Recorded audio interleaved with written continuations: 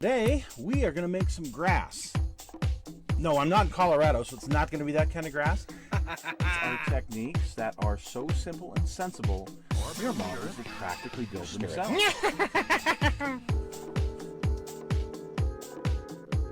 And let's see what's in this box. Let's see what's in the box. Let's see what's in this box. Yeah, what's in the box, Doc? What's in that box?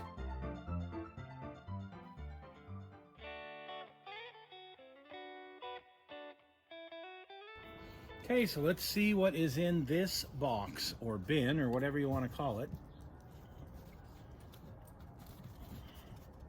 Problem with these is they're always a pain to open as far as I'm concerned. All right, looks like we have Top Fuel Dragsters and parts. Top Fuel Dragster parts, okay. So, first out of the box here, we've got this one. This is one that I built and painted, American International. And you can always tell the ones I do because it has this this bag and the hold down for it. This is the Resin Air Hat that I make. Yeah, and then I airbrushed with a stencil the Goodyear on there. So anyway, it's one of my builds, but it's missing a top wing.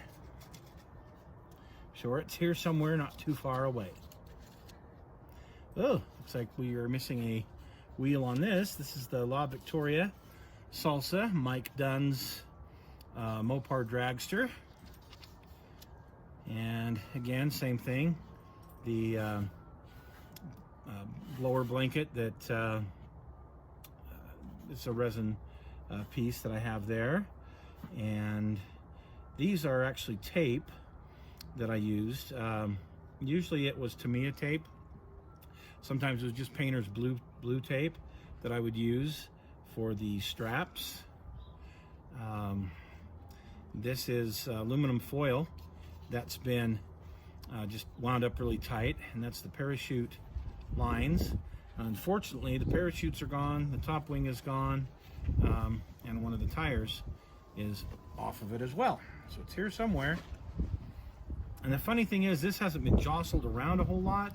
This has pretty much just been sitting right underneath my workbench. Okay, this is, I believe this is Melanie Troxell's Skull Gear, Top Fuel Dragster. And you can tell this has got the wires and whatnot, so this is a die cast. It has covers on the wheels. Yeah, this is pretty cool. It's kind of a fun one.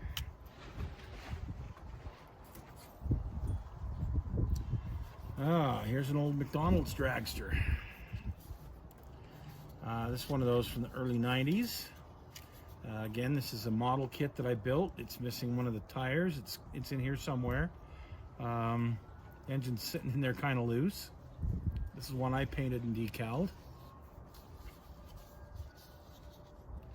Real easy to repair. All of these are just real easy to repair, but man, there's a lot of dust. So obviously this didn't seal very well. It's like here.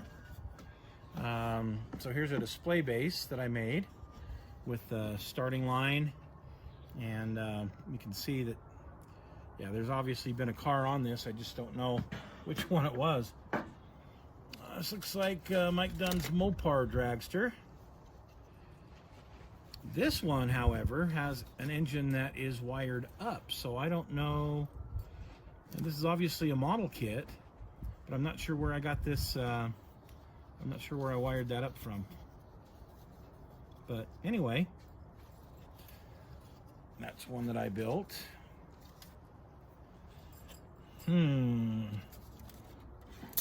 Here is, what is his name? I can't remember now. Anyway, it's a Strivectin SD. What was his name? Not Corey Mack. I can't remember. David. Anyway, he's an Australian guy, I think. So it's an older dragster, but this is a die cast. I had quite the dragster collection at one time. I had a bunch of others too that didn't make this cut. This is one of my favorites, the old Eddie Hill dragster. And this is a model kit that I painted and wired this one up. Wow, I actually wired that one up. How about that? Has the Resin Air Hat on it, but it doesn't have the fuel block. But I did paint the tires up on this one. So, and the parachute straps, I think these were made from just some wire, like speaker wire, something like that. Is missing part of that. Otherwise, it's in pretty decent shape.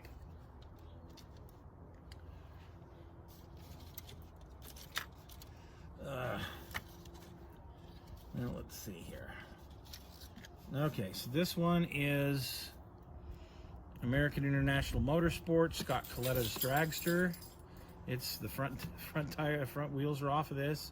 One of the back wheels is off of this. This was a kit that I built though. That was probably on that stand. Wow. Yeah, here's one of the wheels for Scott Coletta's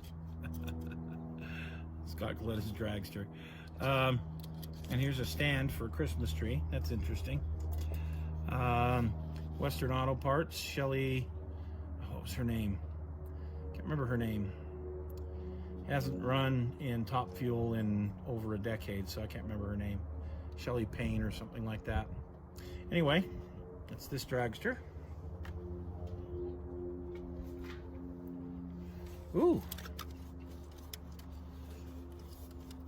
This one feels like a model kit and not a die cast. Oh. So yeah, this is a Tony. Tony, what the heck's his name? Yeah. His dad owns the team. Oh well, anyway. U.S. Army Dragster. This is actually a model kit. Some of the pieces have come off. But you can see I used aftermarket tires and wheels on this one. Front and rear. And that's a pretty darn good looking piece. So that's one I'll definitely be keeping. Ooh, there's a die cast that's heavy. Mike Strasberg. So he's a local guy, Mike Strasberg, out of Utah County, and he runs a Top Alcohol, but he also has run Top Fuel from time to time. Looks like the engine on this has taken a lot of damage. Since it's a die cast, it's pretty easy to snap back together. But yeah, Mike Strasberg from here in Utah. I have to keep that one. Oh. We still got a long way to go here. Ah, Shirley Muldowney's dragster. That's pretty cool. Missing a few parts. Pink dragster. Ugh. Wow, a lot of carnage. Okay, so Castrol GTX. Missing the engine and a bunch of parts.